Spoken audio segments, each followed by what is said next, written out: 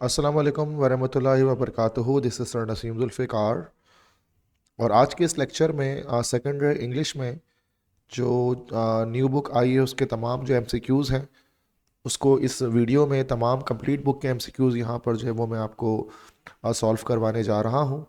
चूँकि इसके answer keys mention नहीं है एंड में, तो काफ़ी स्टूडेंट्स ने कहा है कि एक ऐसी वीडियो बनाओ जिसमें तमाम कंप्लीट बुक के एमसीक्यूज़ यहाँ पर मैं डिस्कस कर लूँ। ठीक है, चूँकि बोर्ड एग्ज़ाम्स भी करीब हैं, दैट्स वाई ये काफ़ी ज़्यादा बेनिफिशियल लेक्चर होगा आपके लिए। तो पहले मैं चैप्टर्स के एमसीक्यूज़ करवाऊंगा। ये चैप्टर 1 हमारे पास है, the devoted friend by Oscar Wilde. ठीक है, तो ये मैंने तमाम चैप्टर्स आपको पढ़ा दिए, बस we have to just solve the MCQs of this chapters ना। तो बस मैं एमसीक्यूज़ के पोर्शन पे आऊँगा और तमाम एमसीक्यूज़ को सॉल्व करेंगे। तो इंशाल्लाह देखते हैं कि कोशिश तो यही है कि सारे एमसीक्यूज़ जो हैं वो इसमें मैं करा दूँ आपको। ठीक है, तो ये हमारे पास एमसीक्यूज़ यहाँ पर स्टार्ट हो गए। एक्सरसाइज 4 से, और फर्स्ट है लिटिल हंस faced difficulties in the season off dash. तो लिटिल हंस को किस मौसम में मुश्किलात का सामना करना पड़ता था? तो उसका करेक्ट ऑप्शन हमारे पास है दिस इज़ जो है वो विंटर सीज़न। तो जो विंटर सीज़न था इसमें उसको काफ़ी ज़्यादा मुश्किलात का सामना करना पड़ता था, क्योंकि उसके पास कोई फ्रूट्स वगैरह नहीं होते थे, ना ही फ्लावर्स होते थे बेचने के लिए। सेकंड एमसीक्यूज है Miller didn't want to invite Hans at his home during winter because he thought that Hans might dash. तो मिलर नहीं चाहता था कि वो सर्दियों के मौसम में हंस उसके घर पे आए, चूँकि हंस उसको लगता था ऐसा कि हंस क्या करेगा शायद। तो ये सी ऑप्शन हो जाएगा, ask for floor on credit.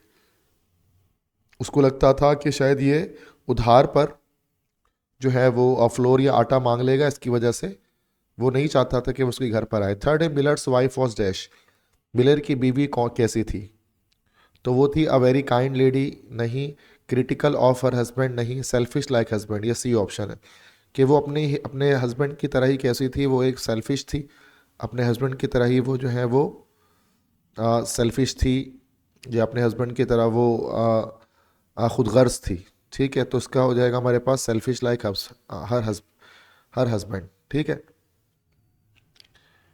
इसके बाद हमारे पास फोर्थ है कि Hans wanted to sell his primroses to dash. Hans अपने प्रिम रोजेस किसको बेचना चाहता था? Primroses is actually the name of flower, ये फूलों का नाम है। तो वो बर्गो मास्टर्स डॉटर, जो वडेरा था उसकी बेटी को वो उसको बेचना चाहता था, ताकि वो अपनी जो है वो व्हील बैरो और बाकी चीज़ें उससे वापस ख़रीद ले। एमसीक्यूज 5 में Miller's wheelbarrow was in dash condition. Miller का व्हील बैरो किस कंडीशन में था? Broken, slightly damaged, perfect, unused. तो वो ब्रोकन कंडीशन में था, वो टूटा हुआ था। तो टूटा हुआ था, ठीक है, ब्रो स्लाइटली डैमेज नहीं था, क्योंकि अच्छा खासा वो टूटा फूटा था। तो ब्रोकन कंडीशन में था, जो उसने वादा किया था कि वो जो है वो छोटे हंस को देगा। छठा, Miller asked Hans to do all the chores except dash. Chores means होते हैं लाइक घर के काम काज, घरेलू काम काज।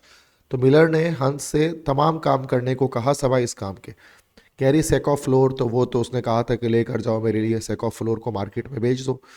B a gather wood for kitchen fire, yes ये बी ऑप्शन। उसने ऐसा उसको करने के लिए नहीं कहा था कभी कि वो किचन फायर के लिए जो है वो वुड को गैदर करे। सी ऑप्शन है graze sheep in the mountain, ये बोला था। D bend the roof of barn, ये भी बोला था। ठीक है, seventh, in a stormy night Miller came to Hans to dash for injured son. तूफानी रात में मिलर आया हंस के घर पे किस लिए? टू ब्रिंग डॉक्टर, कि हंस जो है वो उसके लिए डॉक्टर को लेकर आ जाए, चूँकि उसका जो छोटा बेटा था वो सीढ़ी से गिर चुका था। एट्थ है Hans died because of dash. Hans किस वजह से मरा था? ए है हिज ओन केयरलेसनेस, बी है नेग्लिजेंस ऑफ डॉक्टर, सी है ट्रैप ऑफ गॉथर, डी है selfishness of Miller.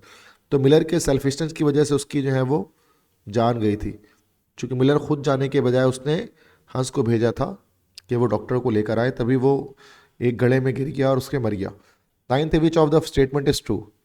Miller was a really a sincere friend, नहीं ये रॉन्ग स्टेटमेंट है। बी है Hans was tempted by Miller's wheel बैरो।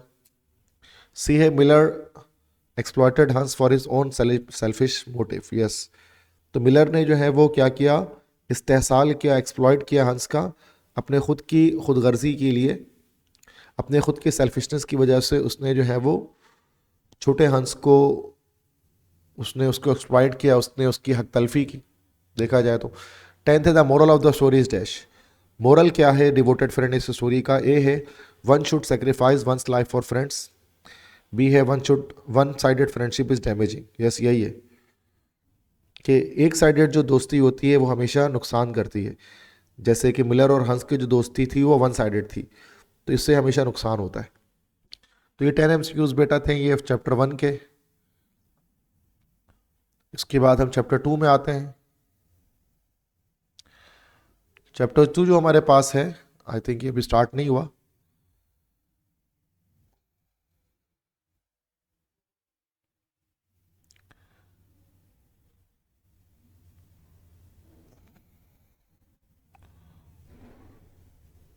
ये सारे exercises आ रहे हैं अभी इसके, ठीक है। तो मैं तो MCQ सॉल्व करूंगा जस्ट इसके अंदर। तो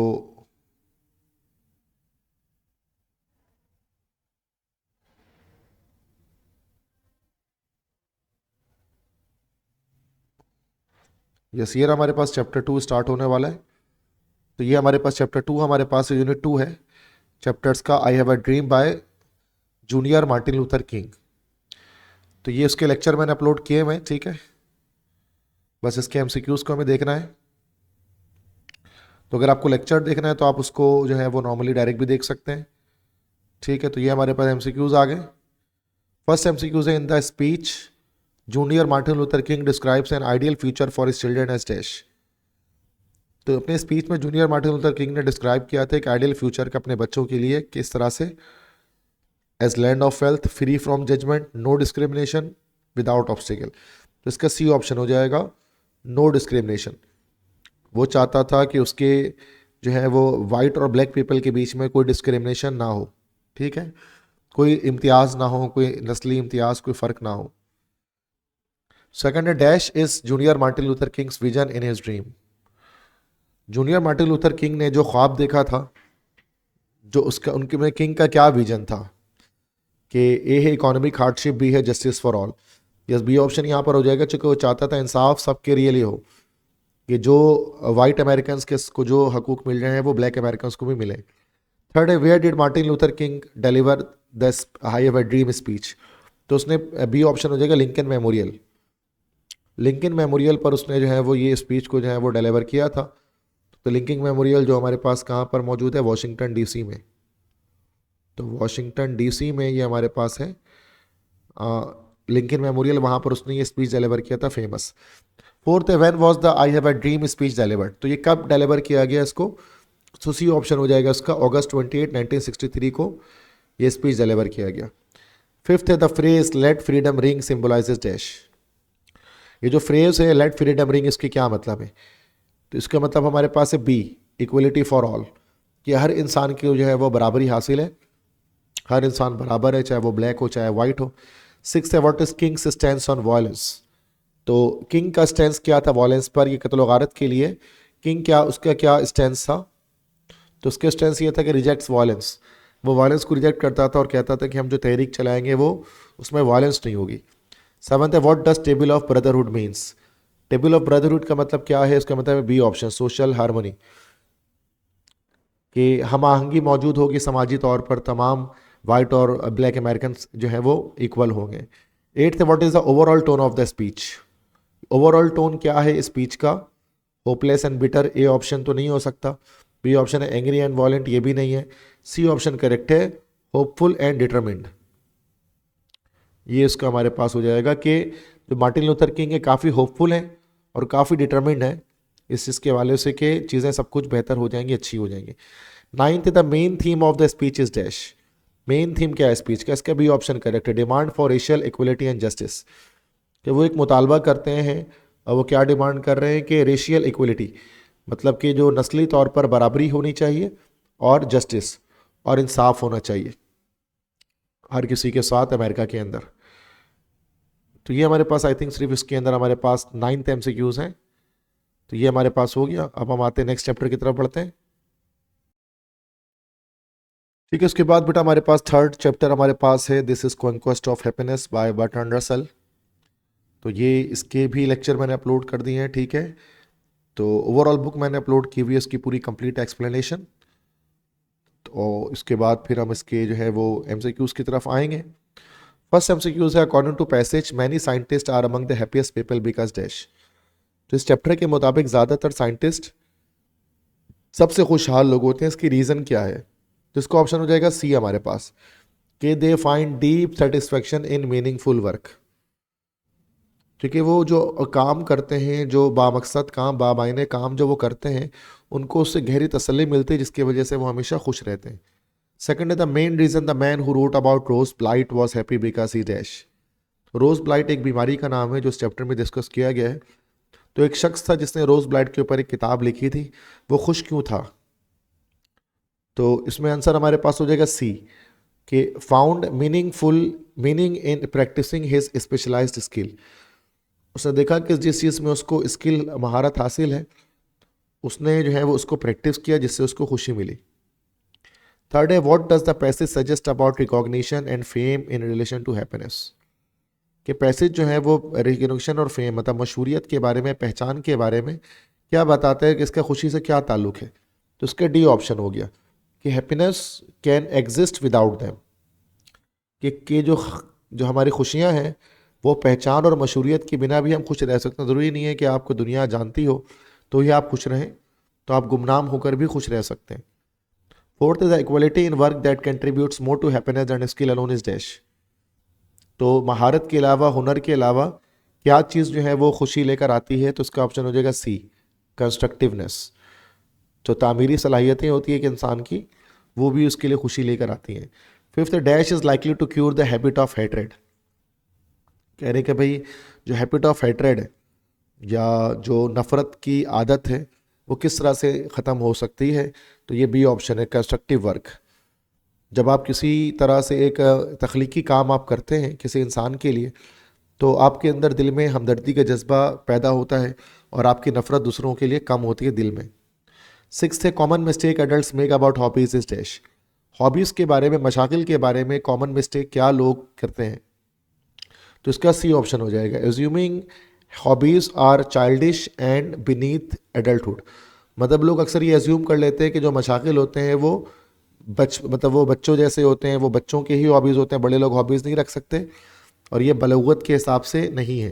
तो ये गलत बात है। हॉबीज़ के बारे में, हॉबी किसी की भी हो सकती है, और कोई इंसान किसी इंसान का भी मशगला हो सकता है जिसको खुश रखता है। Seventh, dash leads to happiness according to text. Text के मुताबिक क्या चीज़ खुशी लेकर आती है? तो इसका ऑप्शन हो जाएगा B, friendly and supportive interest in others. जब दूसरों में आप एक तरह से दोस्ताना और सपोर्टिव इंटरेस्ट रखते हैं, दिलचस्पी रखते हैं, तो जाकर आपको क्या होता है भाई, आपके लिए खुशियाँ आती हैं। 8 है, an archaeologist takes interest in dash. एक आर्कियोलॉजिस्ट को जो है वो, उसको दिलचस्पी किस में होती है? एक माहिर आसारी कदीमा को दिलचस्पी किस में होती है? तो इसका बी ऑप्शन हो जाएगा, रूइंस। रूइंस मतलब खंडरात। तो रूइंस हम लोग कहते हैं खंडरात को। तो जो माहिर आसारी कदीमा होता है उसको खंडरात में काफ़ी दिलचस्पी होती है, तो उसका काम ही यही होता है आर्कियोलॉजिस्ट का। 9th, interest in people and interest in things are dash. तो लोगों में दिलचस्पी और चीज़ों में दिलचस्पी वो कैसे हैं? तो वो एनालोगस है। एनालोगस का मतलब होता है सेम, सिमिलर है, एक जैसे हैं, यकसा हैं। 10th है, what is the benefit of developing an interest in impersonal things like history और एस्ट्रोनॉमी। मतलब कि अगर आप किसी इम्पर्सनल गैर शख्सी कोई चीज़ है, बेजान कोई चीज़ है, जैसे कि तारीख़ है, फल्कियात है, अगर आप इसमें एक दिलचस्पी पैदा कर लेते हैं तो उसका फ़ायदा क्या होता है? ये सी ऑप्शन इसका करेक्ट आंसर है, कि it offers a break from worries and brings balance. तो ये इंसान को क्या करता है? परेशानियों से दूर रखता है और एक बैलेंस ज़िंदगी में लेकर आता है, अगर आप इम्पर्सनल चीज़ों के साथ अगर आप दिलचस्पी लगाते हैं। ठीक है, तो ये 10 MCQs हमारे चैप्टर 3 से हो गए, कॉन्क्वेस्ट ऑफ हैप्पीनेस से। अब अगले चैप्टर की तरफ बढ़ते हैं। ठीक है, चैप्टर 4 हमारे पास है, Icarus and Daedalus by Josephine Preston Peabody. तो ये इकारस एंड डेडलस, ये बाप और बेटे की कहानी थी, जिसमें जो है वो बेटा और ये दोनों पर लगा कर उड़ते हैं, फिर बेटा जो है वो ऊंचाई पर उड़ने की वजह से नीचे गिर जाता है और मर जाता है। तो फर्स्ट इसके एमसीक्यूज है, the story challenges human limitations by implying dash. ये स्टोरी जो है वो इंसानों की लिमिटेशन को चैलेंज करता है, इस चीज़ को अप्लाई करके, human should defy nature, knowledge is dangerous, over confidence leads to destruction. तो ये आपको बताता है कि over confidence leads to destruction, कि जब इंसान ओवर कॉन्फिडेंट हो जाता है तो उससे उसकी तबाही होती है। जैसे जो उसका बेटा था इकारस, तो वो ओवर कॉन्फिडेंट हो गया था और ऊंचाई पर उड़ने लगा था, फिर नीचे गिर गया था। सेकंड है dash inspire Daedalus to escape। तो डेडलस जब उसको क्रेट की एक किंग माइनोस ने उसको कैद कर दिया था, तो उसने सी गर्ल्स को देखा था, और सी गर्ल्स को देखकर उसने जो है वो भागने का उसने रास्ता इख्तियार किया कि वो उड़कर जो है वो परिंदे की तरफ वो यहाँ से बाहर निकल सकता है। C girls are the name of the birds. Third है Daedalus warned Icarus from dash. Daedalus ने इकारस को किससे चीज़ से मना किया था कि fear of drowning, sun's heat danger, Minos revenge plan, wings might break. तो उसने सन्स हीट डेंजर से उसने बताया था कि अगर ज़्यादा ऊंचाई पर वो उड़ेगा तो क्या होगा कि सूरज की गर्मी जो है वो उसके पंखों को, उसके परों को पिघला देगी। Fourth in the story इकारस symbolizes dash. इकारस जो था वो किसको सिंबलाइज करता है इस स्टोरी में? तो ये बी ऑप्शन, यूथफुल रेकलेसनेस, के जब इंसान जवान होता है तो जवानी में काफ़ी लापरवाह होता है और वो किसी की बात नहीं सुनता है। तो यही चीज़ इकारस इसमें सिंबलाइज कर रहा है। पांचवा, how does Daedalus feel after इकारस fall. जब इकारस जब नीचे गिर गया तो जो उसका बाप था डेडलस, उसको कैसा महसूस हुआ? तो ए है वेंचफुल एंड फ्यूरियस, बी है प्राउड बट सैड, सी है ग्रीफ सिकन एंड रिग्रेटफुल। ये सी ऑप्शन है। ग्रीफ स्ट्रिकन मतलब वो काफ़ी ज़्यादा गमगीन हो गया, एंड रिग्रेटफुल और काफ़ी अफसोस हुआ इस चीज़ का अपने बेटे की मौत पर उसे। सिक्स है the flight of Daedalus and इकारस is symbolic because it dash. जो फ्लाइट थे, जो उड़े थे डेडलस और इकारस, ये सिंबॉलिक है क्योंकि ये क्या बताती है? A represents human desires, B है शोज गॉड्स काइंडनेस, सी है मीन्स डिफाइंग नेचर, डी है वार्न अबाउट रिस्क। तो ये रिप्रेजेंट्स ह्यूमन डिजायर्स। इनकी जो उड़ान है वो इंसानों की ख्वाहिशात को शो करती है कि इंसान जो है वो ख्वाहिश किस चीज़ की करता है, ऊंचा बुलंद उड़ने की ख्वाहिश इंसान करता है। Represents human desires. सेवंथ है व्हाट अल्टीमेटली कॉस्ट इकारस फॉल। तो इकारस किस वजह से नीचे गिर गया, ये क्यों कैसे गिरा? वो भी है सन्स एक्सट्रीम हीट, सूरज की जो सख्त तपिश है उसकी लगी जब उसके पंखों पर, तो वो नीचे गिरा। उसके बाद एट्थ, अच्छा ये बस इतने ही एमसीक्यूज हमारे पास, इसमें 7 एमसीक्यूज हैं। अब बढ़ते हैं उसके बाद हम लोग चैप्टर नंबर 5 की तरफ। Next we have chapter number 5, how much land does a man need, by Leo Tolstoy. ठीक है, तो अब इसके एमसीक्यूज यहाँ पर हम देखते हैं। तो ये जो है वो लियो टॉल्स्टॉय की स्टोरी है, रशियन स्टोरी एक है, जो ग्रीड इज द कर्स के जो है वो मौजू पर बनाई गई है।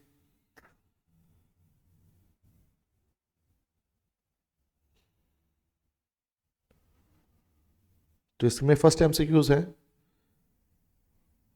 कि one of the following objects used as a metaphor in this story is dash. A है सन, बी है लैंड, सी है स्पैड, और डी है फर कैप। तो यहाँ मेटाफोर क्या यूज़ किया गया है यहाँ पर? सन, लैंड, स्पैड, फर कैप। तो ये बी ऑप्शन हो सकता है, इसके अंदर है लैंड। क्योंकि ज़मीन जो यहाँ पर बताया गया ना, जो ज़मीन वो ग्रैब करना चाहता था, ये असल में वो लग्जरीज थी, वो मटेरियल था, वो चीज़ें थी जो हम ज़िंदगी में हासिल करना चाहते हैं। टू है Pahom takes dash with him as he starts measuring the length. तो वो अपने साथ क्या लेकर गया? एक स्पैड लेकर गया। स्पेड मतलब बेलचा लेकर गया। ठीक है, तो बेलचा लेकर गया ताकि वो बेलचे से खुदाई करे, और खुदाई करने के बाद वो वहाँ से उसको पाइल अप कर दे ताकि उसको पता लगे वो कहाँ तक जा चुका है। थर्ड है the story expresses an ironies on humans dash. तो ये डी ऑप्शन है, डिज़ायर टू ग्रास्प मोर। इसमें एक बताया जा रहा है कि इंसान जो है वो ज़्यादा हासिल करने की चाहत रखता है, लेकिन उसको बाद में नुकसान होता है। फोर्थ है which of the following proverbs befit the message of the story. तो तो ये डी ऑप्शन हो जाएगा, ग्रीड इज अ बॉटमलेस पिट। मतलब जो लालच एक ऐसे घड़े की तरह है जिसका कोई बॉटम नहीं है, कि इंसान गिरता है तो उसमें गिरता ही चला जाता है।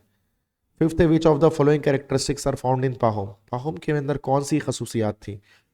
ए है अनसेटिस्फाइड एंड डिजायरियस, बी है कॉन्टेंटेड एंड प्राउड, कॉन्टेंट तो वो नहीं था, सी है हम्बल एंड काइंड भी नहीं था, ये ए ऑप्शन ही हो जा सकता है। अनसेटिस्फाइड एंड डिजायरियस, कि वो काफ़ी ज़्यादा अनसेटिस्फाइड था, मतलब उसको सेटिस्फेक्शन नहीं मिलती थी। ठीक है, जो भी वो करता था, तो जो जितनी चीज़ें उसके पास थी उससे, और हमेशा उसको चाहत थी और चीज़ों की। नंबर 6 है how does Pahom mark the land as he walks. तो ये ऑप्शन हो जाएगा he digs hole and piles up the turf. वो गड्ढे को खोदता था और जो भी टर्फ होता था, जो घास वगैरह होती थी, वो उसको पाइल अप कर देता था, उसको याद रखने के लिए कि वो कहाँ से उसने टर्न किया है। 7th है दो it will make my land loop sided I must Hari back in a straight line now the underline word means dash. तो लूप साइडेड का मतलब हमारे पास होता है अनइवन, क्योंकि वो असल में ना वो उसने इस तरह से, जैसे कि इस तरह से उसने एक बार इधर सीधा गया, फिर एक बार फिर इधर से सीधा गया, फिर तीसरी बार उसने वो इस तरह से उसको कंप्लीट करना था, लेकिन वो कंप्लीट करने के बजाय उसने जो है वो इस तरह से उसने सोचा कि डायरेक्ट अब वो चला जाता है स्टार्टिंग पॉइंट पर। तो ये उसने कहा कि अनइवन हो जाएगा, अगर वो स्क्वायर में लेना चाहता था सरजमीन, लेकिन वो स्क्वायर में नहीं ले पाया, तो इसलिए उसकी ज़मीन जो है वो लॉप साइडेड हो गई, क्योंकि टाइम उसके पास कम बचा था। 8th थे the length of Pahom's grave at the end of the story symbolises dash his will for a simple burial, his humility in death, the irony of his greed for land, the Bashkir's respect for his achievement। तो इसका C option हो जाएगा कि how much land as a man need में 6 feet की उसकी कब्र खोदी गई। तो कहा गया कि यही वो सरजमीन, वही यही ज़मीन इंसान को चाहिए होती है मरने के बाद दफन होने के लिए। इतनी सरजमीन उसने मतलब कि हासिल करने की कोशिश की, लेकिन एट द एंड क्या हुआ कि उसको एक 6 फीट की कब्र सिर्फ नसीब हुई। तो ये हमारे पास जो है वो सिर्फ 8 MCQs थे उसके अंदर, how much land does a man need. अब नेक्स्ट चैप्टर की तरफ बढ़ते हैं। ठीक है, नेक्स्ट चैप्टर हमारे पास यूनिट 6 है the day the dam broke, कि वो दिन जब बन टूटा। तो this is a chapter by James Thurber, ये उनकी ऑटोबायोग्राफी है, जो उनकी बुक थी my life and hard times, उससे ली गई है। और एक ब्रोकन एंड र्यूमर के हवाले से एक चैप्टर हमारे पास था, जिसमें ऐसा जो कोलंबस सिटी है उनको लोगों को लगा कि डैम टूट चुका है, लेकिन असल में डैम टूटा नहीं था, और लोग ईस्ट की तरफ, मशरिक की तरफ भागने लगे थे। और यही इस जो है उसको एक्सप्लेन किया गया है उसके अंदर। तो ज़रा इसके MCQs देख लेते हैं हम। ओके, तो फर्स्ट हमारे पास है the rumour the day the dam broke trigger dash. तो rumour the day the dam broke ने क्या चीज़ ट्रिगर किया, किस चीज़ पर लोगों को उकसाया, पैनिक अमंग द पीपल। ये जो अफवाह उड़ी थी कि डे द डैम ब्रोक, उससे लोगों में अफरा तफरी, पैनिक फैल गई थी। सेकेंड है the grandfather mistakenly believes that the menace the city is facing during the flood is dash. दादो को ऐसा लगा कि जो मेनस से मरा होता है खतरा या डेंजर, कि जो ख़तरा है शहर को जो फेस करना है वो क्या है, नेथन बेडफोर्ड फॉरेस्ट कैवलरी। उनको लगा था कि ये जो CSA का जो आर्मी जनरल था कि नेथन बेडफोर्ड फॉरेस्ट, उसकी जो कैवलरी है, उसकी जो फौज है, उसने हमला कर दिया है, तो उनको ऐसा फील हुआ। थर्ड है the misconception about the dam breaking that cause panic was dash. तो जो डैम के टूटने के बारे में जो मिसकॉन्सेप्शन थी जिससे पैनिक कॉज हुआ, वो क्या था। तो ए है the east side was in imminent danger. तो ईस्ट साइड तो कभी भी डेंजर पे नहीं था, तो ए ऑप्शन तो नहीं हो सकता। बी है high street would be engulfed in flood water, इस पे भी नहीं था। सी है water level would rise over 2 feet, ये भी नहीं था। बल्कि डी था the west side was under 30 feet of water. ये जो मगरबी साइड थी, वेस्ट साइड थी, उसमें 30 फीट पानी उसके अंदर मौजूद था। तो लोगों को लगा कि वो पानी जो है वो फाइनली इतना ज़्यादा फैल जाएगा कि उससे फ्लडिंग हो जाएगी ईस्ट साइड पर। फोर्थ है what did doctor Mallory mistake for the sound of rushing water. Doctor Mallory जो थे, जो उनको क्या लगा, रशिंग साउंड उन्होंने सुना था, क्योंकि वो जो है वो पानी के आने की आवाज़ नहीं थी, बल्कि वो थी स्विशिंग ऑफ रोलर स्केट्स। तो डॉक्टर HP मैलोरी ने जो सुना था, तो वो असल में स्विशिंग थी रोलर स्केट्स की, जिसको उन्होंने मिसअंडरस्टूड किया था कि वो पानी की आवाज़ है। उसके बाद फिर वो लेट गए थे रोड पे ही। पांचवा है the event that finally brought the order and dispelled fear after the panic was dash. मतलब वो इवेंट जिससे फाइनली जो है वो हुक्मनामा जारी हुआ और अफरा तफरी ख़त्म हुई, वो क्या था, बी है militia man announcing the dam had not broken. मतलब जो फौज वगैरह के लोग थे, सोल्जर्स थे, उन्होंने लॉरीज में, ट्रक्स में अनाउंस करना शुरू कर दिया मेगाफोन्स के जरिए कि डैम टूटा नहीं है। Six the author's mother took eggs and loaves of bread with her and thought to dash. तो ऑथर की जो माँ थी, जेम्स सर्वर की माँ, उन्होंने अंडे ले लिए, ब्रेड ले लिया, और उन्होंने सोचा कि वो कहाँ पर रिफ्यूज या पनाह हासिल करेंगे, in the top of memorial hall, जो 1 या शायद 2 ब्लॉक्स दूर था जेम्स सर्वर के घर से। तो चाह रहे थे कि उसकी छत पर कहीं पनाह ले लें, जहाँ पर वॉर वेटरन्स वगैरह होते थे। 7th, after 2 years the cities residents on the incident was that, 2 साल के बाद जो शहर के लोग थे उनका रिएक्शन था इंसिडेंट पर। ए है they laughed about it jokingly, ऐसा नहीं है। बी है they still spoke about it, फिर वो बात ही नहीं करते थे। As if nothing had happened, मतलब वो ऐसा उनको ऐसे वो बात करते जैसे कुछ हुआ ही नहीं, जैसे कुछ हुआ ही नहीं था, और सब इस बात को इग्नोर करते थे। 8th है what does the story reveal about human behaviour in groups, तो क्या चीज़ इंसानों के बारे में क्या चीज़ ये बताती है कि panic can spread quickly without reason, कि जो अफरा तफरी है वो बिना किसी वजह के फैल सकती है तेज़ी के साथ। 9th है the text did dam broke is dash in nature, अब ये जो टेक्स्ट है डिड डैम्ब्रोक की ह्यूमरस एंड आयरोनिक, ये तफरी वाला और एक तरह से तंजिया किस्म का ये जो स्टोरी है। ठीक है बेटा, तो ये हमारे पास डे द डैम ब्रोक हमारे पास हो गया। अब नेक्स्ट चैप्टर की तरफ बढ़ते हैं। अभी लास्ट चैप्टर हमारे पास है प्रोस के अंदर, that is unit number 7। This is climate change, it's cause in effect, कि मौसमी तब्दीली और इसके असबाब और इसके असरात। ठीक है बेटा, तो इसके एमसीक्यूज हम यहाँ पर देखेंगे। ये चैप्टर भी मैंने अपलोड कर दिया है, लास्ट चैप्टर था जो मैंने अपलोड किया था इसको, इसके लेक्चर जो मैंने बनाया था। तो ये काफ़ी लॉन्ग चैप्टर थे ये, ठीक है।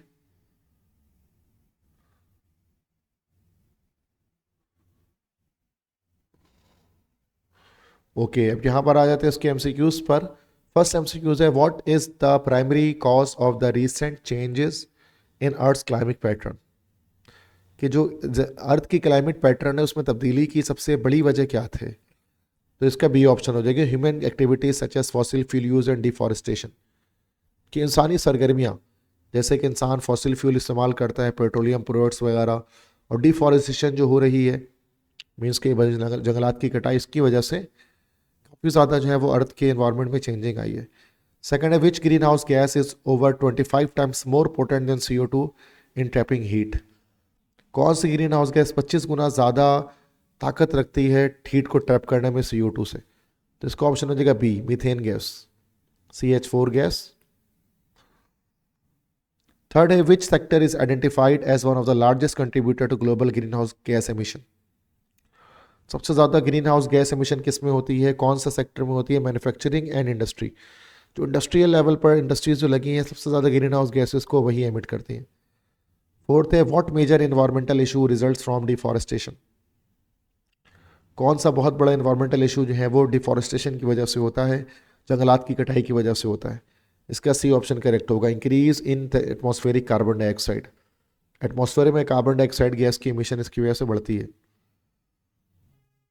उसके बाद फिफ्थ है why might coastal communities be at greater risk from climate change, जो साहली इलाके होते हैं क्लाइमेट चेंज पर वो सबसे ज़्यादा रिस्क में क्यों होते हैं। इसका सी ऑप्शन करेक्ट है कि rising sea levels and storm surges threaten there existence, इससे क्या होता है कि जब क्लाइमेट ग्लोबल वार्मिंग बढ़ती है तो उससे क्या होता है कि सी लेवल जो है वो राइज करता है, और जो तूफ़ान वगैरह ये इससे ख़तरा लाहक होता है वहाँ मौजूद लोगों को। सिक्स है what would be a logical consequence if sustainable waste practices are not adopted, मतलब मंतकी तौर पर क्या नतीजा निकलेगा अगर सस्टेनेबल वेस्ट प्रैक्टिस को अडॉप्ट नहीं किया गया। तो इसका सी ऑप्शन हो जाएगा कि increased methane emissions and environmental degradation, कि मीथेन गैस इससे क्या होगी, ज़्यादा से ज़्यादा एमिट होगी और माहौल भी जो है वो ख़राब से ख़राब तर होता रहेगा। सेवंथ है what is the main purpose of the passage, passage का मेन पर्पस क्या है, इस चैप्टर का मेन मकसद क्या है। इसका सी ऑप्शन है to inform and persuade action on climate change, एक तो तालिब इल्मों को बताया जाए कि क्या है क्लाइमेट चेंज क्या है और किस तरह से इस पर एक्शन लेना चाहिए ताकि क्लाइमेट चेंज को रोका जा सके। Eighth, how does climate change impact water availability, तो ये सी ऑप्शन है कि पानी की दस्तियाबी को किस तरह जो है इफेक्ट करता है। तो कॉजेस ड्राफ्ट, ये कहत साली या खुश्क साली पैदा करता है। ड्राफ्ट मतलब होता है खुश्क साली, बारिशों का ना होना। नाइन्थ है what happens as ocean temperature rise, ocean का टेम्परेचर जब राइज होता है तो उससे क्या होता है। तो सी ऑप्शन हो जाएगा ओशन एक्सपेंड, ओशन क्या करता है, एक्सपेंड करता है और इससे जो है वो फिर सैलाब वगैरह आते हैं। 10th है what is the major economic impact of climate change. तो क्लाइमेट चेंज का एक मेजर इकोनॉमिक इम्पैक्ट क्या है, हायर पॉवर्टी, इससे गुर्बत बढ़ जाती है। मॉडल पेपर में भी एमसीक्यूज आया था, ये जो 10th एमसीक्यूज है। तो बेटा चैप्टर्स के सारे एमसीक्यूज तो कर लिए, अब मैं पोम्स के एमसीक्यूज से पहले मैं नॉवेल के एमसीक्यूज आपको कराऊंगा, देन मैं पोइट्री की तरफ बढ़ता हूँ इंशाल्लाह। अभी नॉवेल है बेटा हमारा ग्रेट एक्सपेक्टेशंस, उसके जो है हमारे एमसीक्यूज हैं वो देख लेते हैं। फर्स्ट है where does Pip meet the convict. Convict मतलब होता है मुजरिम या मुलजिम कह सकते हैं आप उसको। तो वो जो मुलजिम था एबेल मैग्विच, उससे वो कहाँ पर मिला था पहली बार, तो उसका बी ऑप्शन हो जाएगा इन द मार्शेस, दलदली इलाकों में, मार्शेस में सबसे पहले वो उससे मिला था। सेकंड है what does the convict demand from Pip. तो फर्स्ट मीटिंग पर जो है वो कॉन्विक्ट ने पिप से क्या डिमांड की, ये बी ऑप्शन हो जाएगा फूड एंड फाइल। उसने खाना मांगा था और फाइल मांगा था ताकि वो अपनी जंजीरों को काट सके। थर्ड है what does Pip hide in his trouser. Pip ने अपने ट्राउजर में क्या छुपाया था, तो वो पीस ऑफ ब्रेड उसने छुपाया था ताकि वो उस कॉन्विक्ट को दे सके, अपने घर से उसने उसको छुपा लिया था, चुरा लिया था। फोर्थ है what do the guns firing in the distance signify. दूर से जो गन्स की फायरिंग होती थी, उसकी आवाज़ आती थी, उसकी क्या पता होता था, उससे क्या पता लगता था, a warning about escape convicts. भागे हुए मुजरिमों या मुलजिमों की एक वार्निंग दी जाती थी कि जब मुलजिम भाग जाते थे तो फिर इस तरह से फायर किया जाता था। फिफ्थ है what is Pip's reaction to the convict threat. Convict ने जो उसको थ्रेट किया और उसको धमकाया, तो पिप का क्या रिएक्शन था, तो उसने क्या किया, C option, he promises to bring a file and food. उसने वादा किया कि वो फाइल और फूड जो है वो लेकर आएगा। किसके लिए भाई, उसी कॉन्विक्ट के लिए। सिक्स्थ है what does pip notice about the second convicts face. जो दूसरा कॉन्विक्ट था, जिसको आगे जाकर हमें पता लगा कि वो बंदा था कॉम्पेसन, तो उसके फेस के बारे में क्या चीज नोटिस की पिप ने। इसका ए ऑप्शन हो जाएगा, इट इज बैडली ब्रूस्ड, कि उसका जो चेहरा था बुरी तरह से वो छिला हुआ था, बैडली ब्रूस था। सेवंथ है where does Pip first meet Miss Havisham. Pip जो है वो पहली बार मिस हैविशाम से कहाँ पर मिला, तो ये बी ऑप्शन है, सेटिस हाउस, जो कि मिस हैविशाम का की रेजिडेंसी सेटिस हाउस में पहली बार मिला। एट्थ है how does Estella treat pip during their first meeting. तो फर्स्ट मीटिंग में उसने किस तरह से ट्रीट किया, तो विद डिसडेन, डिसडेन के साथ या नफरत के साथ, हकारत के साथ। नाइन्थ है what does Pip feel after living satis house. पहली बार जब वो सेटिस हाउस गया तो वहाँ से जब वो लीव किया तो उसको कैसा महसूस हो रहा था, तो ashamed of his common background, उसको शर्मिंदगी हो रही थी कि वो एक आम सा शख्स से, गरीब ख़ानदान से ताल्लुक़ रखता है, इसी वजह से एस्टेला ने उसके साथ बुरा सलूक किया। टेंथ है what does Pip lie about his family regarding his visit to Miss Havisham house. Pip ने अपनी घर के बारे में, अपने ख़ानदान के बारे में क्या झूठ बोला मिस हैविशाम के घर पे, तो सी ऑप्शन हो जाएगा, सॉरी, मिस हैविशाम के घर के मुताबिक अपने घर पर जो गारगरी को और अपनी बहन को क्या बोला, तो he made up a story, उसने एक झूठी कहानी वहां पर बनाई, सी ऑप्शन। 11th है who does Pip confess the truth to. अच्छा, पिप ने सच्ची बात फिर किससे कही, मिस्टर जो से करी, मिस्टर जो गारगरी जो कि उसका ब्रदर इन लॉ था। 12 है व्हाट डज जो एडवाइस पिप अबाउट लाइंग।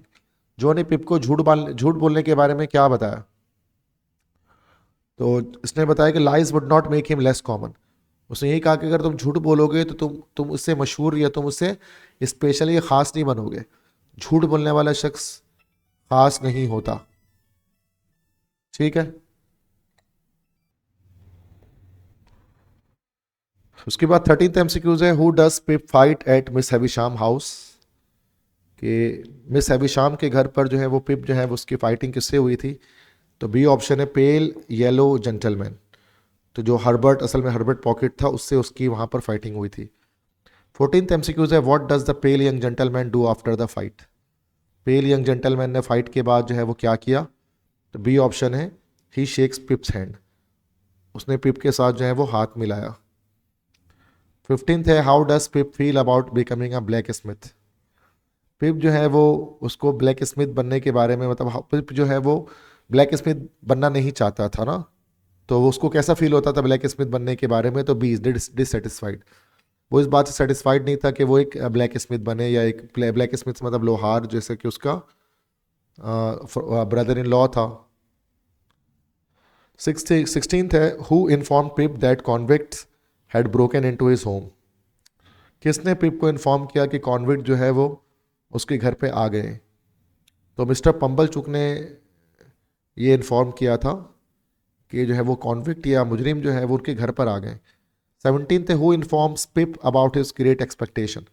पिप को उसकी ग्रेट एक्सपेक्टेशन जो उसकी दौलत थी उसके बारे में किसने बताया था? मिस्टर जैगर्स ने बताया था, जो एक लॉयर थे लंदन सिटी के अंदर। 18th है, what does Pip expect to become. Pip जो है वो क्या बनना चाहता था? तो इसका बी ऑप्शन हो जाएगा, अ जेंटलमैन। वो एक जेंटलमैन बनना चाहता था। 19th है, where is Pip suppose to go to become a gentleman. मतलब पिप जो है वो जेंटलमैन बनने के बाद जो है वो कहाँ जाना चाहता था? तो ए ऑप्शन हो जाएगा, लंदन।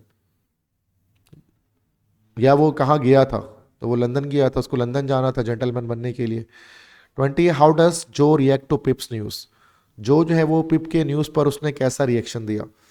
मतलब उसको जब पता लगा कि जो पिप है वो जा रहा है लंदन सिटी, तो he is sad but supportive. वो उदास था लेकिन वो सपोर्टिव था।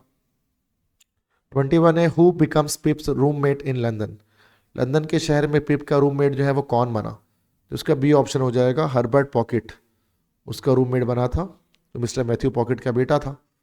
22 है, who told pip that tragic story of miss Havisham. तो किसने मिस हैविशाम की ट्रेजिक स्टोरी पिप को बताई थी? तो ये हर्बर्ट पॉकेट ने ही उसको बताई थी, बी ऑप्शन।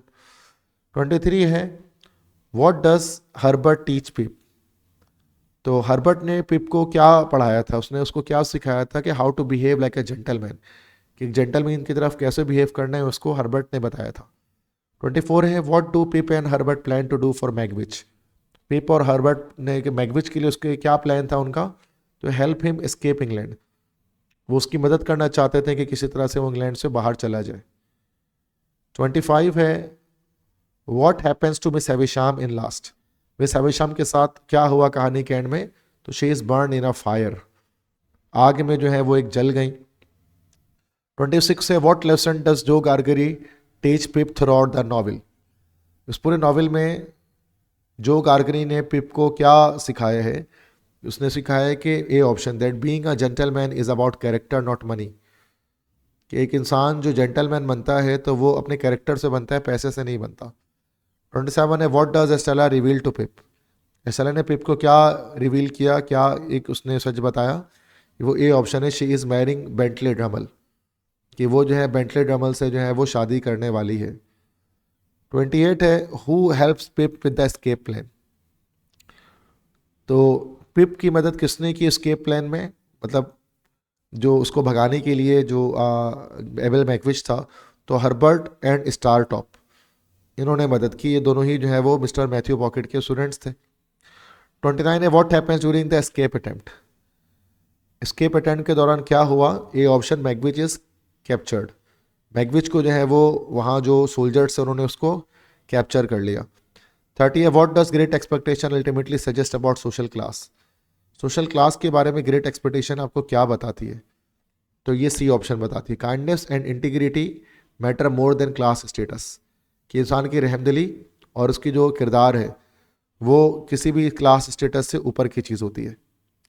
तो ये 30 MCQs हमारे पास थे इसके ग्रेट एक्सपेक्टेशन के। अब फाइनली हम पोइट्री सेक्शन की तरफ बढ़ते हैं। अच्छा, जो फर्स्ट पोइट्री हमारे पास है ये इफ़ है, poem number 1 by Rudyard Kipling. तो इसके MCQs यहाँ पर सबसे पहले हम सॉल्व करेंगे। तो इसमें फर्स्ट MCQ है, विच quality does the poet suggest is most important for dealing with adversity. कि एडवर्सिटी से डील करने के लिए या कह सकते हैं जो मुसीबतें हैं, मसाइब हैं, उनसे डील करने के लिए सबसे अहम जो क्वालिटी है वो क्या होती है? ठीक है, तो फर्स्ट है इंटेलिजेंस, स्ट्रेंथ, पेशेंस, रेजिलियंस। तो फर्स्ट है, विच quality does the poet suggest is most important for dealing with the adversity. Adversity से मुराद होते हैं मुसीबतें, हार्डशिप्स, परेशानियाँ। ठीक है, तो उससे किस तरह से डील करना चाहिए? तो इफ़ में रुडयार्ड किपलिंग ने बताया पेशेंस, सब्र के साथ इनको डील करना चाहिए। टू है, what does Kipling mean by line number 12 and treat those two importance just the same in reference to triumph and disaster. मतलब कि जीत और हार इस दोनों बहरूपियों के बारे में किस तरह से बताएं, कैसे इनके साथ सलूक करना चाहिए। तो ये है both are equally significant, both are temporary, both lead to success and both are to be proud of. तो इसका बी ऑप्शन हो जाएगा, बोथ आर टेम्पोररी। मतलब जीत भी हमेशा बाकी नहीं रहती और हार भी हमारे पास बाकी नहीं रहती, ये टेम्पोररी है, ये ख़त्म हो जाती है। थर्ड है what is suggested in line number 18 by and risk it on one turn and pitch and toss.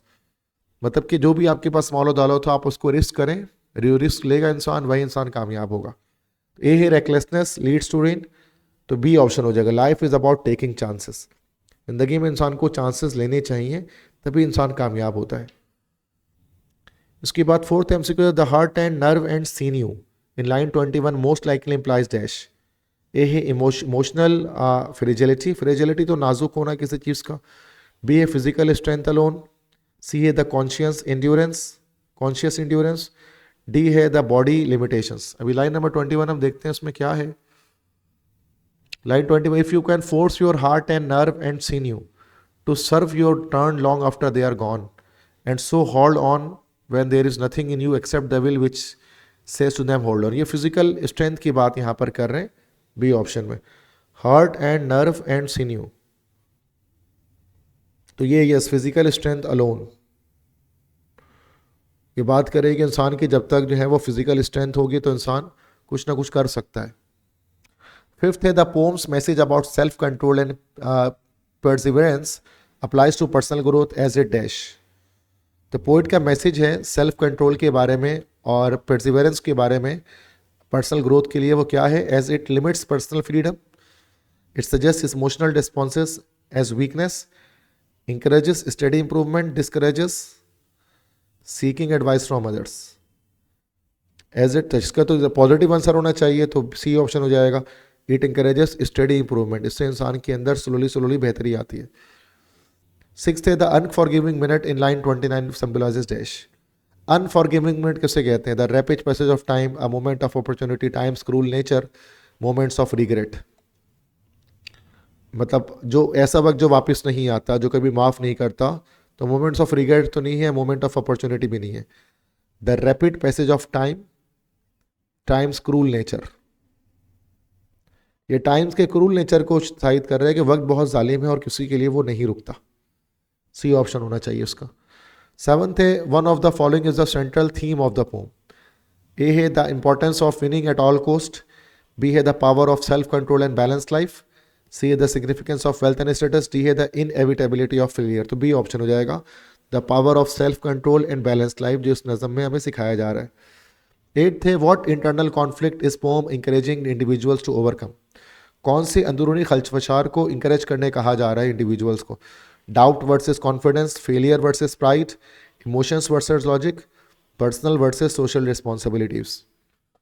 D तो नहीं है यहाँ पर हमारे पास। अच्छा, डाउट वर्सेस कॉन्फिडेंस भी नहीं है। यस, सी ऑप्शन है, इमोशंस वर्सेस लॉजिक, कि इंसान जज्बात के बजाय अपने लॉजिक को इस्तेमाल करते हुए ज़िंदगी को जिए, तो ये इस पर इंकरेज किया जा रहा है। तो ये 8 एमसीक्यूज़ हमारे पास है। तो ये बस ये एमसीक्यूज़ यहाँ पर हमारे एंड अप हो गए इसके इफ़ के। अब सेकंड हमारे पास जो पोम है that is age of infancy by doctor Allama Mohammad Iqbal. इसके फर्स्ट एमसीक्यूज़ है the first 2 lines convey the poet's acknowledgement of dash. देखिए पहली 2 लाइन जो है वो पोइट की एक्नॉलेजमेंट किस चीज़ की कर रही है। तो यहाँ पर क्या है फर्स्ट 2 लाइन इसकी, The earth and sky were unknown worlds to me, only the expanse of mother's bosom was a world to me. Lack of awareness of the vast world, mother's lap as its entire world, sense of complex emotion, the world as blessing and disgust. तो ये भी है ना कि mother's lap as its entire world. तो उसमें कह रहे हैं कि जो मेरी माँ की गोद थी, मेरी सारी दुनिया वही थी। टू है which of the following statement contain the use of metaphor.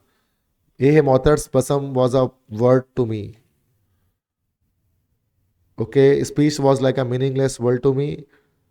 C, a door chain would comfort me.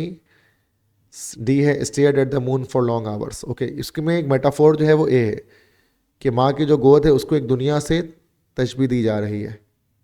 A option हो जाएगा इसका। थर्ड है the phrase meaningless word to me, मतलब अल्फाज है बेमतलब या हर्फ बेमतलब। तो ए है वॉइसेस विदाउट पर्पस। बी है साउंड्स विद कॉम्प्लेक्सिटी। सी है words without any logical interpretation, D है वर्ड्स विदाउट एनी इमोशन। तो सी ऑप्शन। मीनिंगलेस वर्ड का मतलब ये होता है कि वर्ड्स तो थे लेकिन उसकी कोई लॉजिकल इंटरप्रिटेशन एक बच्चा नहीं कर सकता था कि उसमें बोला क्या जा रहा है। जब वो छोटा होता है तो वो समझ नहीं पाता अल्फाज को। Fourth the line 5-6 point out that the crying child gets dash. पांचवी छठी लाइन में बताया जा रहा है कि चाइल्ड जो होता है, बच्चा जो होता है, easily comforted with any sound, only comforted with door chain sound, hardly comforted with any sound, annoyed with the door chain। ये तो नहीं होगा आखिरी के दो। 5-6 में क्या बता रहे हैं देख लेते हैं। 1 2 3 4 5 6 okay. During infancy's pain if somebody made me cry, हैदर तिफली में अगर कोई रुलाता था मुझे, the noise of the door chain would comfort me, शोरश जंजीर दर में लुत्फ आता था मुझे, यही है ना। The noise of the door chain would comfort me, तो इसमें वैसे तो डोर चेन की बात की जा रही है, तो यहां पर तो चलिए only comforted with door chain sound ये लिख लेते हैं, जो कि नज़म के लिहाज से तो यही आ रहा है। वैसे किसी भी आवाज़ से हो सकता है, तो ये आई थिंक क्राइंग चाइल्ड की बात कर रहे हैं। तो अल्लामा इकबाल कहते हैं कि मुझे जो है वो डोर चेन साउंड में होता था, लेकिन बच्चा जो है वो किसी भी साउंड से जो है वो पैसिफाई हो जाता है। Fifth the word the moon and silent journey among broken clouds metaphorically points और डैश, तो वो फटे बादलों में बेसरोपा उसका सफ़र, तो ये चीज़ें ना। ए है mother, mother's struggle in life, B है life and life's up and down, yes B option हो जाएगा। जिंदगी और जिंदगी के उतार चढ़ाव, इसको यहां पर बताया जा रहा है। सिक्स्थ है the phrase that prudent lie in line 10, line number 10। Prudent lie मतलब एक ऐसा झूठ जो मसलिहत आमेज बोला जाए। The silent journey of the moon, the answers he got were wrong, the answers on mountains and plain, the answers he got in school. तो जो उसको जो माउंटेन्स एंड प्लेन्स की जो बात वो करता था ना चांद की, तो उसको मसलहत आमेज झूठ बोला जाता है, तो ये सी ऑप्शन इसका हो जाएगा। सेवंथ है what theme is primarily explored in the poem age of infancy, ये द कॉम्प्लेक्सिटीज ऑफ एडल्टहुड, नहीं the innocence of childhood, yes ये हमारे पास बी ऑप्शन है कि बचपन की जो मासूमियत है उसको बताएगी कि बच्चा कितना मासूम होता है। एट्थ है the poem reflects the contrast between infancy and adulthood by through emphasising the child's dash, वो चाइल्ड की किस चीज़ को एम्फेसाइज कर रहा है। ए है strong knowledge of the world, मतलब the contrast between infancy and adulthood, मतलब बचपने और बलूगत में क्या एक कंट्रास्ट बताया जा रहा है। Strong knowledge of the world, B simplicity curiosity and reliance on sensory experiences, deep understanding of abstract concept, D है communication of mature ideas and emotions. तो ये बी ऑप्शन हो जाएगा कि बच्चा जो होता है सिंपल होता है, उसमें तजस्सुस होती है और वो अपने सेंसरी एक्सपीरियंस पर रिलाई करता है, जो वो देखता है जो वो सुनता है उसी पर उसको भरोसा होता है, तो ये बी ऑप्शन हो गया। तो ये हमारे पास एज ऑफ इन्फेंसी था। This is the second poem actually. Now we are moving towards the third poem we have, that is the seven ages of man by William Shakespeare. इसमें देखते हैं इसमें फर्स्ट एमसीक्यूज हमारे पास क्या है। First है the phrase seeking the bubble reputation is a dash. Bubble reputation मतलब एक ऐसे रेपुटेशन जो कम कुछ वक्त की है उसके बाद ख़त्म हो जाएगी, तो बी ऑप्शन हो जाएगा कि reputation is fragile and temporary. Second है the poem depicts a school boys attitude toward school as a dash. तो पोम डिपिक्ट करता है स्कूल बॉय का एटीट्यूड, जब वो स्कूल जाता था वो कैसा था, एक्साइटेड तो नहीं था वो, ईगरली भी नहीं। Drags himself unwilling to school, वो अपने आप को खींचते हुए लेकर जाता था स्कूल की तरफ। स्कूल जाने के लिए बच्चा बेदिल होता था जब वो सेकंड स्टेज पे पहुंचता था स्कूल गोइंग बॉय में। Third in the stage of the justice, the man is physically described as dash. तो फिजिकली उसको ये बताया जा रहा है कि बेडेड लाइक अ पार्ट तो नहीं, जस्टिस में तो with a fair round belly. Physically ये बताया जा रहा है कि उसकी मोटी तोंद एक निकल जाती थी। Fourth, which of the following best describe the tone of the poem. इस पोम का टोन कैसा है, सेलिब्रेटरी एंड जॉयफुल तो नहीं है, bitter and accusatory, reflective and philosophical, angry and rebellious भी नहीं है। तो रिफ्लेक्टिव, तो ये बी और सी में से एक है, रिफ्लेक्टिव एंड फिलोसॉफिकल। ये बिटर एंड एक्यूजेटरी, एक्यूजेशन से मुराद तो होता है एक्यूज करना, मतलब इल्ज़ाम तराशी करना, तो ये सी ऑप्शन हो सकता है। रिफ्लेक्टिव एंड फिलोसॉफिकल, फ़लसफ़ियाना तर्ज पर एक बात कर रहे हैं, रिफ्लेक्शंस कर रहे हैं ये मुख्तलिफ स्टेज ऑफ लाइफ को। फिफ्थ है Shakespeare's main purpose in dividing human life into 7 distinct stages in 7 ages of man is to show that dash. A है each person's life is entirely unique. B है human life progresses through predictable stages. C है people are free from societal roles. D है the unpredictability of life events. ये B option है, the human life progresses through predictable stages. B option इसका correct होगा। Six है the poem depicts a school boys attitude toward school as ही dash. तो ये तो रिपीट हो गया, सी हो गया drags himself unwillingly to school. Seventh in the stage just the man is physically describe dash, ये भी रिपीट हो गया, जस्टिस में भी था फेयर राउंड वैली। फिर टोन ऑफ पोम दोबारा आ गया, तो ये रिफ्लेक्टिव एंड फिलोसफिकल हो जाएगा। तो ये रिपीटिशन हो गई इसमें बुक के अंदर इन एमसीक्यूज की। तो ये हमारे पास ये थर्ड हो गया। फोर्थ हमारे पास है जो start dying slowly by Pablo Neruda, ये जो नेशनल पोएट ऑफ चिली हैं, तो उनकी नज़म है, इसको ज़रा करते हैं इसके एमसीक्यूज। फर्स्ट है the poem employs by repeating the phrase you start dying slowly that dash. A है death is a gradual physical process. B है emotional and spiritual stagnation leads to living death. ये बता रहे हैं कि इंसान जब जज्बाती तौर पर और रूहानी तौर पर स्टैग्नेशन का शिकार हो जाता है तो उससे वो जीते जीते मर जाता है। सेकेंड है according to the poet one of the following actions causes a person to die slowly. इंसान कब धीरे धीरे मरता है? A travelling frequently, avoiding routine activities. जब वो रूटीन एक्टिविटीज़ के अवॉइड नहीं कर पाता है तो वो धीरे धीरे वो हमारे पास जो है वो मर जाता है। ठीक है, तो सी बी ऑप्शन हो जाएगा। सी है what is the poet's view on passion as described in the poem. A है पैशन शुड बी अवॉइडेड, तो ये तो नहीं हो सकता। बी है passion is unnecessary for a fulfilling life, ये भी नहीं हो सकता। सी है passion through though turbulent is essential for feeling a life, yes C option होना चाहिए। पैशन जो है वो ज़रूरी होता है अपना एक इंसान अगर वो ज़िंदगी जीना चाहता है। फोर्थ है what might Neruda mean by becoming a slave of your habits. अपनी आदतों का गुलाम होने से क्या मुराद है? ए है being overly disciplined in life. B है following routines without question. C है living freely and exploring new ideas. D है working hard to achieve goal. ये बी ऑप्शन हो जाएगा, फॉलोइंग रूटीन विदाउट क्वेश्चन। आप अपने आप से सवाल किए बिना रूटीन को फॉलो करते रहें और एक ही चीज़ को बार बार करते रहें। फिफ्थ है what message does Neruda convey about self esteem in the poem. Self esteem के बारे में पाब्लो नेरूडा जो है वो क्या बता रहे हैं?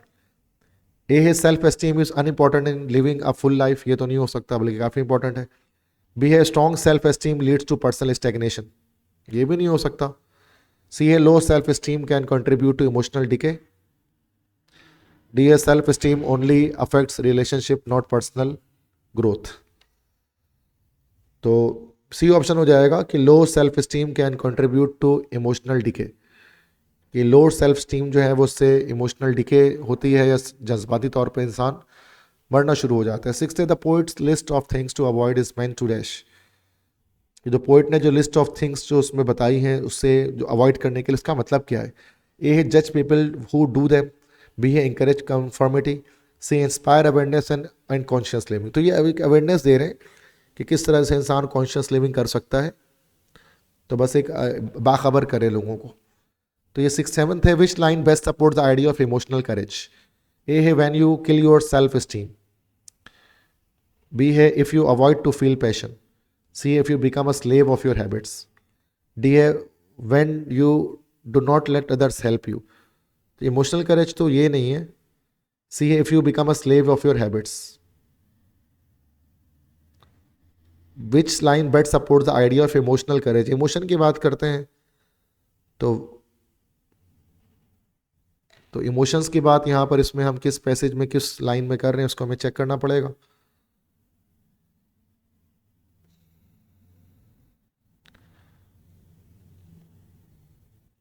तो यहाँ पर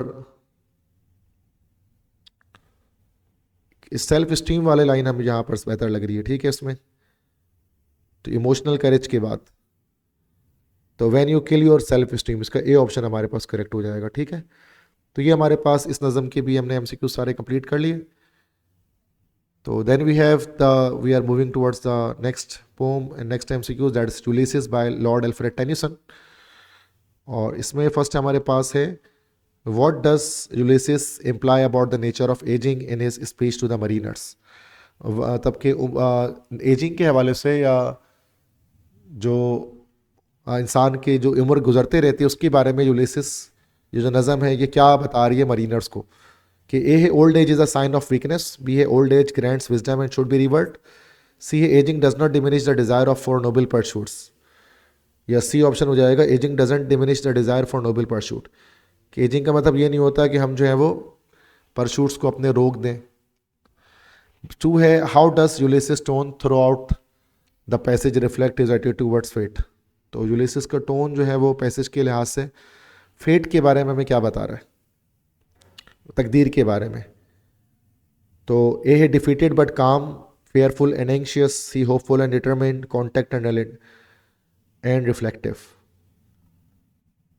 तो होपफुल एंड डिटरमिन्ड यहाँ पर बताया जा रहा है कि यूलिसिस काफ़ी होपफुल है और काफ़ी पुरज़म है कि वो अपने घर पर वापस पहुँचेंगे वो लोग। सो ये Ulysses is also known as dash in Greek mythology, तो उसको ओडियसिस भी कहा जाता है ग्रीक मैथोलॉजी में यूलिसिस को। फोर्थ है who what does Ulysses suggest about the mariners when he says you and I are old, तो ए है they have grown wiser with time, B है their time of adventure has passed, C है they should rest instead of seeking new goals, D है their age does not prevent them from taking on new challenges. Yes, D option है कि उनकी as की वजह से ऐसा नहीं कि वो रुक जाएंगे न्यू एडवेंचर्स को परफॉर्म करने में। फिफ्थ है what does imagery of the long day veins and the slow moon claims, लंबा दिन ढलता है और चांद धीरे धीरे ऊपर आता है, तो ये क्या कह रहे हैं, ए है the approaching end of life, B है the beginning end of a new day, C है the promise of endless time, D है their age does not prevent them from taking challenges. ये बी ऑप्शन है the beginning of a new day, कि एक नए दिन का आगाज़ होना, कि जो बुरे दिन है वो जा रहे हैं और एक अच्छा दिन जो है वो हमारे करीब आ रहा है। सिक्स है what is the tone of the line to strive to seek and not to yield, तो इसमें तो काफ़ी डिटरमिन्ड है कि हम कोशिश करेंगे और हार नहीं मानेंगे, ढूंढेंगे, जस्तजू करेंगे। सेवंथ है what literary advice device is primarily used in the lights begin to twinkle from the rocks, तो चट्टानों से जो है लाइट्स जो है वो ट्विंकल टिमटिमाने शुरू हो गई हैं, तो ये सिमिली तो नहीं है और एलिट्रेशन भी नहीं है, चूंकि रिपीटेशन ऑफ कॉन्सोनेंट साउंड नहीं है, तो पर्सोनिफिकेशन भी नहीं है। लाइट ये एक मेटाफोर इस्तारा है इसमें जो यूज़ किया जा रहा है, ठीक है। तो ये सेवन्थ हमारे पास, ये 7 इसके एमसीक्यूज थे। उसके बाद स्टॉप ऑल क्लॉक्स, हमारे पास एक एलिजी है WH ऑर्डन की लिखी हुई। इसका फर्स्ट है by stop all clocks the poem means dash, A है to pause time to remember the deceased, B है to stop all noise for silence, C है irrelevance of time after its loss, D है all of the above. तो ये सारी ही चीज़ों को यहाँ पर ये बता रहे हैं ऑल ऑफ द अबव, कि वक्त इसलिए तमाम घड़ियों को आप रोक दें इन तमाम चीज़ों के लिए, ताकि हम वक्त को रोक दें, ताकि हम याद कर सकें उस डिसीज शख्स को, सारी शोर बंद हो जाएं और टाइम इररेलेवेंट है उस लॉस के बाद। सेकंड है in the line I thought that love would last for ever I was wrong, the poet dash, poet क्या बिलीव करते हैं, A believes love it eternal, no feels disillusioned by death power to end love, C doubts their feeling to the deceased, D है feels that time erases all emotions. तो ये B option हो जाएगा, feels disillusioned by death power to end love, ठीक है।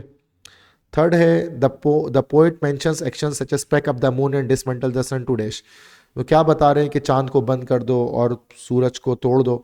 तो A expresses frustration with the natural world, B depict the insignificance of the cosmos after death, C है shows a desire to control nature, D है advocate for environmental change. ये B option हो जाएगा, depict the insignificance of the cosmos after death, वो कहते हैं कि उस शख्स की मौत के बाद जो है वो इसका कोई अहमियत नहीं रही इन चीज़ों की, तो इन चीज़ों को ख़त्म कर दो। फोर्थ है the primary message of the poem is that, poem क्या है, ए है death is a natural part of life, B है that loss of a loved one overshadows everything else. Yes, B option ही यहाँ पर इसका हमारे पास central idea है इस नज़म का, स्टॉप ऑल क्लॉक्स का। फिफ्थ है what is the overall tone of the pome, तो ग्रीविंग एंड डिस्पेयरिंग, काफ़ी उदासी भरा है, तो ग्रीविंग है, डिस्पेयरिंग है, सी ऑप्शन। सिक्स्थ है what theme is most prominent in this pome, तो लव एंड इररिपेयरेबल लॉस, मोहब्बत और एक ऐसा दुख जो उसका कोई मुरम्मत नहीं कर सकता, ये इसका थीम है। सेवंथ है why does the speaker want to silence the pianos, वो पियानोस को साइलेंस क्यों करना चाहते थे, बिकॉज ए है they dislike music, pianos are too loud, C option होगा कि it feels inappropriate to play during grief, क्योंकि उदासी के टाइम पे पियानो बजाना ठीक नहीं है। एट्थ है which of the following best describe is the poets message, poets के क्या मैसेज क्या है इस नज़म के अंदर, ए है celebrate life after death, B a grief makes the world empty and meaningless, ये है कि इंसान को जो दुख पहुंचता है उससे दिन की दुनिया जो है वो खाली हो जाती है और एम्प्टी मतलब कि मीनिंगलेस हो जाती है, बेमतलब हो जाती है. तो this is about like stop all clocks. Now the last poem is सुसरसी बाय शालोती भटाई. These are the selected verses. And इसके जस्ट लास्ट एमसीक्यूज हमारे पास ये हैं. इसमें ये फर्स्ट है, in the words to no place to rest represents dash. कि वर्ड्स टू में नो प्लेस टू रेस्ट किस चीज़ को रिप्रेजेंट करता है? ए है a lack of physical shelter, B है the absence of sleep, C है continuous struggle in the path of love और डिवोशन, ए है a call to travel at night. तो कंटिन्यू ये सी ऑप्शन इसको ये सिम्बलाइज कर रहा है कि मोहब्बत और अकीदत के रास्ते में जो है वो कंटिन्यूअस एक स्ट्रगल, एक जदोजहद मौजूद है.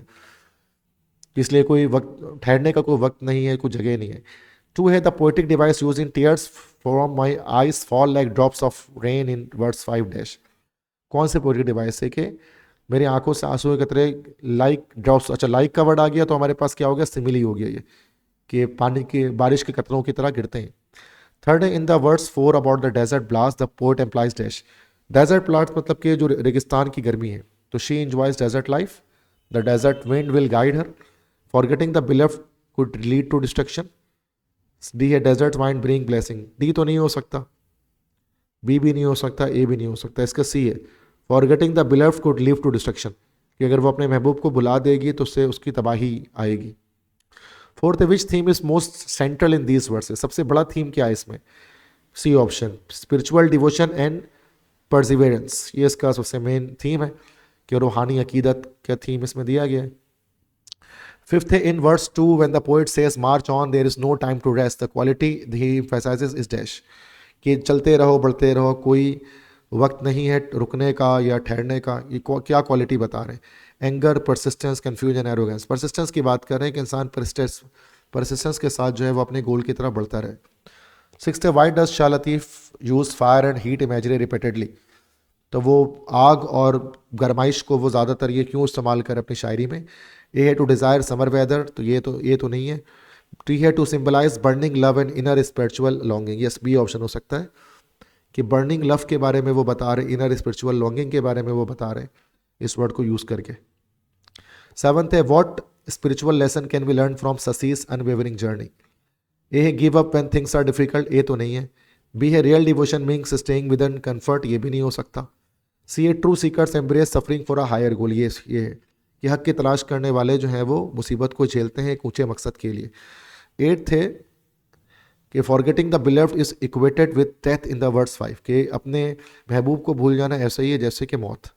तो ये ऐसा क्यों है? Because it's a physically dangerous, ये तो नहीं है. बी है memory loss leads to confusion, no.